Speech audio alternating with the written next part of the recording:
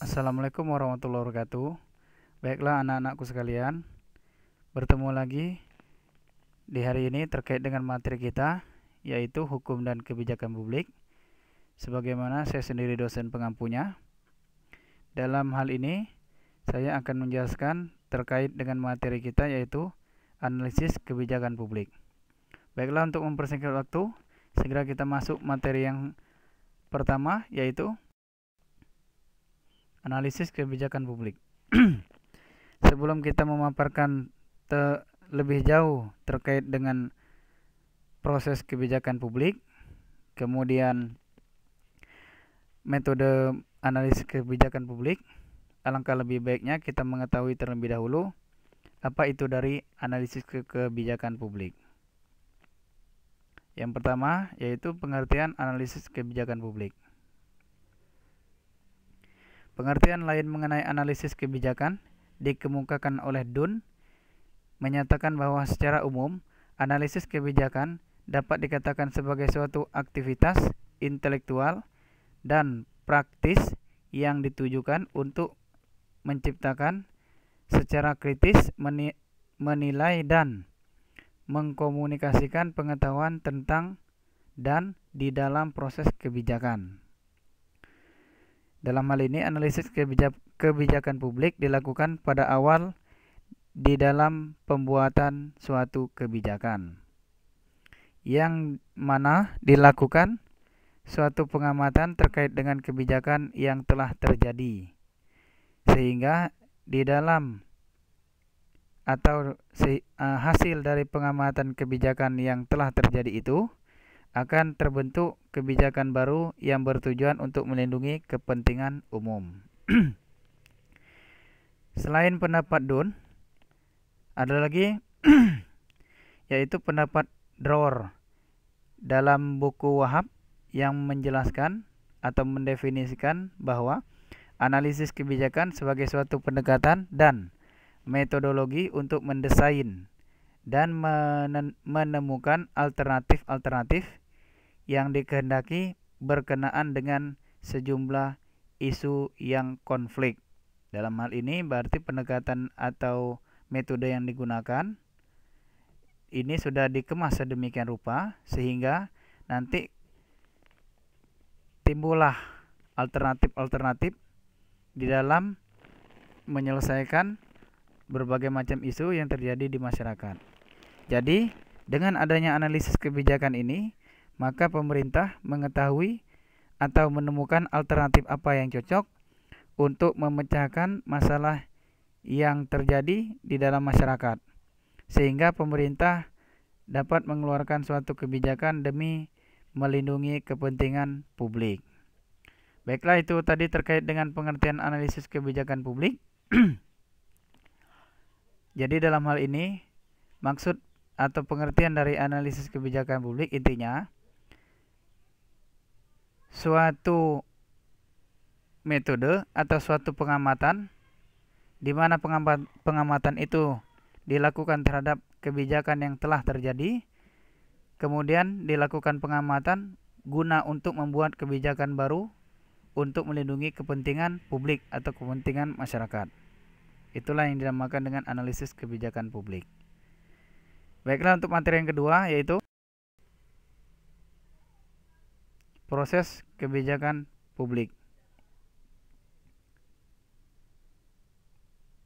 Menurut McHale dan Rames, sebagaimana dikutip oleh Subarsono, menyatakan bahwa proses kebijakan publik terdiri dari 5 tahap sebagai berikut. Yang pertama, penyusunan agenda, yaitu atau yakni suatu proses agar suatu masalah bisa mendapat perhatian dari pemerintah.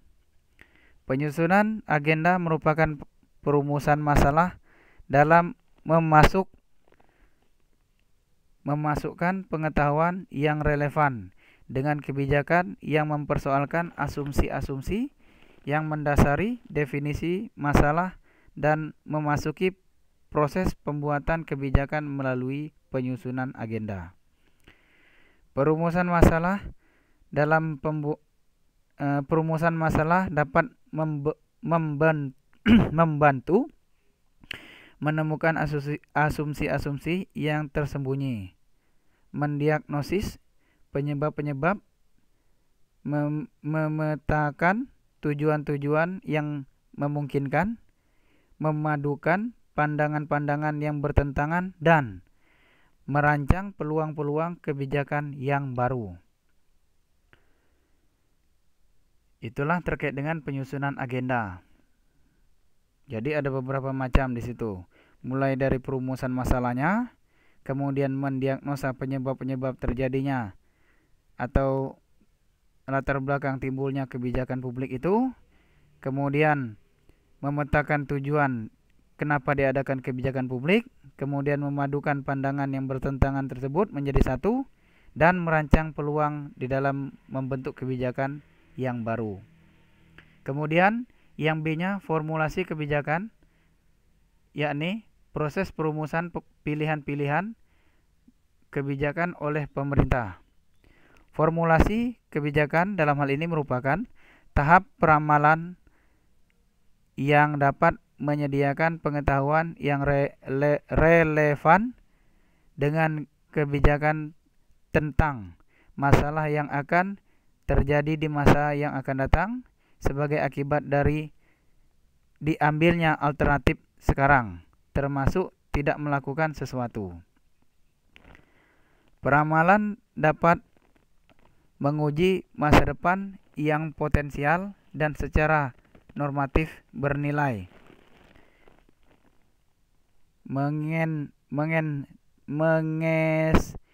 Mengestimasi akibat dari kebijakan yang ada atau yang diusulkan. Kemudian mengenali kendala-kendala yang mungkin akan terjadi di dalam pencapaian tujuan, serta mengestimasi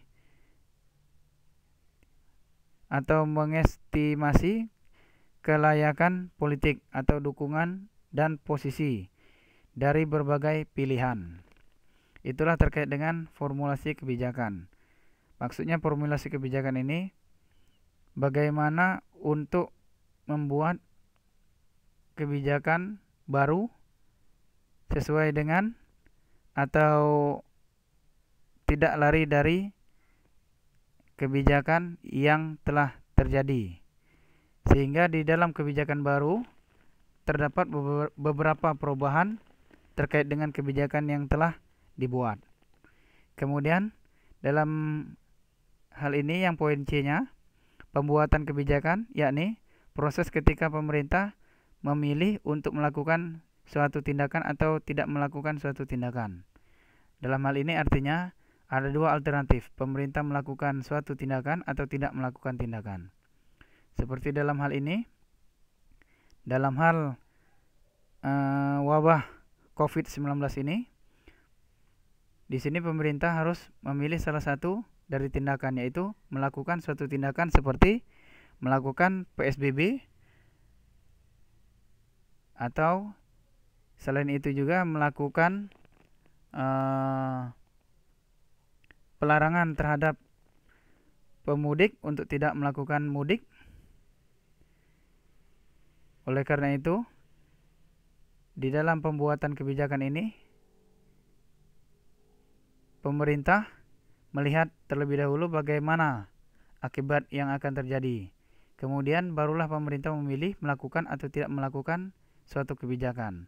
Dalam hal ini, jika dilihat dari wabah penyakit COVID-19 yang marak terjadi, maka pemerintah mengambil suatu kebijakan atau langkah untuk tidak melakukan mudik, serta menganjurkan terhadap masyarakat untuk menggunakan masker ketika saat keluar rumah,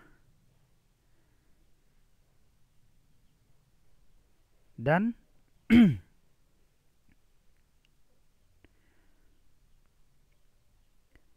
pemerintah juga mengeluarkan suatu kebijakan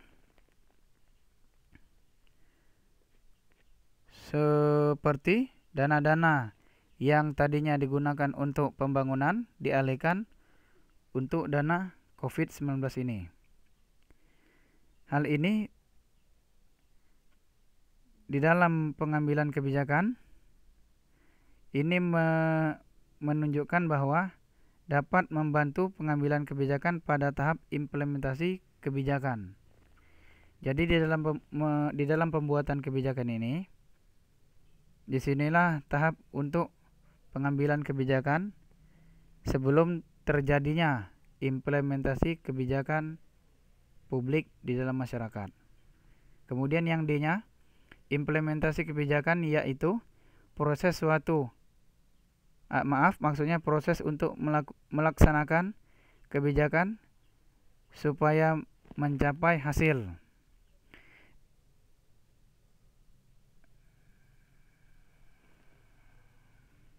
Implementasi kebijakan merupakan tahap pemantauan yang menyediakan pengetahuan yang relevan dengan kebijakan tentang akibat dari kebijakan yang diambil sebelumnya.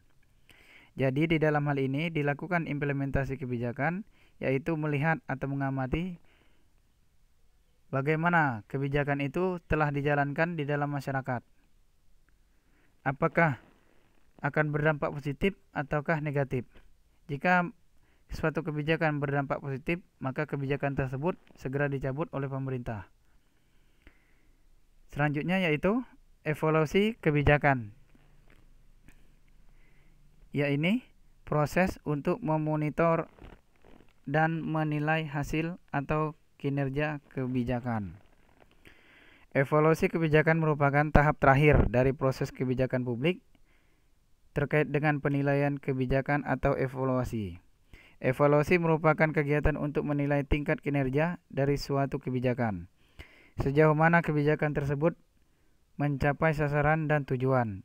Juga berguna untuk memberikan input bagi kebijakan yang akan datang supaya lebih baik. Itulah dilakukannya evaluasi kebijakan. Baiklah, itu tadi terkait dengan proses kebijakan publik. Yang selanjutnya yaitu metode analisis kebijakan. Metode analisis kebijakan adalah sistem standar, aturan, dan prosedur untuk menciptakan, secara kritis menilai, dan mengkomunikasikan pengetahuan yang relevan dengan kebijakan. Dalam hal ini, metode analisis kebijakan mempunyai beberapa karakteristik utama. Yang pertama, perhatian yang tinggi pada perumusan dan pemecahan masalah. Kemudian yang kedua, komitmen kepada pengkajian baik yang bersifat deskriptif maupun kritik nilai. Dan yang ketiga, keinginan untuk meningkatkan efisiensi pilihan di antara sejumlah alternatif lainnya. Itulah tadi terkait dengan kriteria atau karakteristik dari kebijakan publik itu sendiri. Jadi dalam hal ini metode analisisnya itu bersifat standar. Harus sesuai, kalau memang dalam hal ini kebijakan ini dikeluarkan oleh pemerintah, dia harus sesuai dengan standar yang ditentukan oleh undang-undang atau peraturan yang lebih tinggi. Kemudian dibuat dalam bentuk aturan, makanya dikeluar seperti peraturan daerah, Perda, atau peraturan desa, Perdes. Kemudian prosedurnya untuk menciptakan. Maksudnya menciptakan dalam hal ini bertujuan untuk menciptakan kesejahteraan di dalam masyarakat. Kemudian secara kritis menilai bagaimana dampak positif dan negatif terjadinya suatu kebijakan itu. Dan mengkomunikasikan pengetahuan yang relevan dengan kebijakan. Maksudnya mengkomunikasikan kebijakan itu sesuai dengan ilmu pengetahuan yang telah dikaji terlebih dahulu. Makanya seperti dalam ini contohnya COVID-19 ini terkait dengan ilmu kesehatan, ternyata COVID-19 banyak berdampak mengancam kesehatan masyarakat dan kehidupan masyarakat. Makanya pemerintah mengeluarkan anjuran untuk tidak melakukan mudik, dan menggunakan masker ketika berada di luar ruangan. Itulah tadi terkait metode analisis kebijakan. Yang selanjutnya yaitu pendekatan analisis kebijakan. Menurut Dunn, di dalam menghasilkan informasi dan argumentasi yang masuk akal mengenai analisis dalam suatu kebijakan, maka terdapat 3 pendekatan analisis kebijakan. Yang pertama, pendekatan empiris.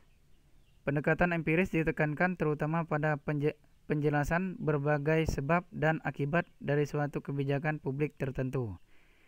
Di dalam pendekatan empiris ini, maksudnya bagaimana suatu kebijakan itu telah diterapkan di masyarakat. Apakah kebijakan tersebut banyak berdampak positif atau berdampak negatif?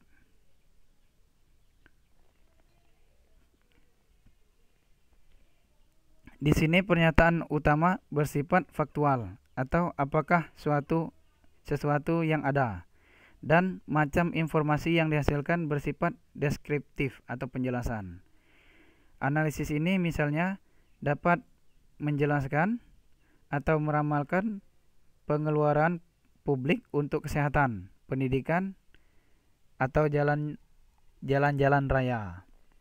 Jadi kebijakan dalam hal ini kebijakan seperti COVID-19 ini, oleh karena COVID-19 banyak mengancam kesehatan masyarakat, makanya pemerintah mengeluarkan atau menganjurkan untuk tidak keluar rumah, dan apabila keluar rumah harus menggunakan masker. Itulah terkait dengan pendekatan empiris atau pendekatan yang terjadi di lapangan. Kemudian yang kedua, pendekatan valuatif, yaitu terutama ditekankan pada rekomendasi serangkaian tindakan yang akan datang yang dapat menyelesaikan masalah-masalah publik. Di sini pernyataan yang berkenaan dengan nilai atau berapa nilainya, dan tipe informasi yang dihasilkan bersifat fakultatif. Sebagai contoh, setelah memberikan informasi terkait dengan deskriptif atau penjelasan mengenai berbagai macam kebijakan perpajakan. Dalam hal ini sudah dijelaskan keuntungan membayar pajak apa, kemudian nanti biaya pajaknya dilarikan kemana, untuk pembangunan desa segala macam. Makanya pemerintah dengan adanya pendekatan valuatif ini, makanya pemerintah merancang atau merencanakan bagaimana untuk perpajakan yang akan datang. Itu terkait dengan pajak. Begitu juga terkait dengan masalah banjir, terkait dengan masalah COVID-19 juga pemerintah telah merencanakan bagaimana untuk solusi yang akan datang dalam mencegah atau mengantisipasi supaya tidak terjadi banjir atau COVID-19 ini. Itulah yang dilakukan dengan pendekatan valuatif. Yang terakhir yaitu pendekatan normatif, yaitu pendekatan normatif ditekankan pada rekomendasi serangkaian tindakan yang akan datang yang dapat menyelesaikan masalah-masalah publik. Dalam kasus ini pernyataannya berkenaan dengan apa yang harus dilakukan, dan tipe informasi yang dihasilkan bersifat preskriptif.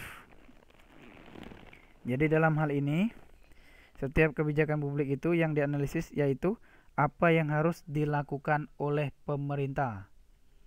Dalam hal ini, dalam seperti COVID-19 ini, pemerintah telah melakukan anjuran terhadap seluruh warga masyarakat Indonesia untuk tidak keluar rumah. Selain itu juga apabila melakukan aktivitas di luar rumah harus menggunakan masker, dan juga harus mengatur jaga jarak antara orang satu dengan orang lain. Selain itu juga pemerintah memperkecil ruang lingkup terkait dengan seperti peribadahan, seperti tidak dilakukan lagi di bulan Ramadan, dalam hal ini seperti sholat tarawih tidak dianjurkan lagi. Akan tetapi tindakan yang dilakukan oleh pemerintah ini hanya bersifat untuk sesaat saja. Dalam hal ini untuk dalam masalah COVID-19. Apabila tidak terjadi lagi COVID-19, maka kegiatan seperti biasanya tetap dilakukan. Baiklah, itu tadi terkait dengan penjelasan materi kita, yaitu analisis kebijakan publik. Apabila ada kata-kata yang salah atau pemaparan yang kurang berkenan di hati, saya mohon maaf, karena dalam hal ini saya menjelaskan sesuai dengan materi yang saya dapatkan. Saya akhiri, wabillahi taufik wal hidayah. Wassalamualaikum warahmatullahi wabarakatuh.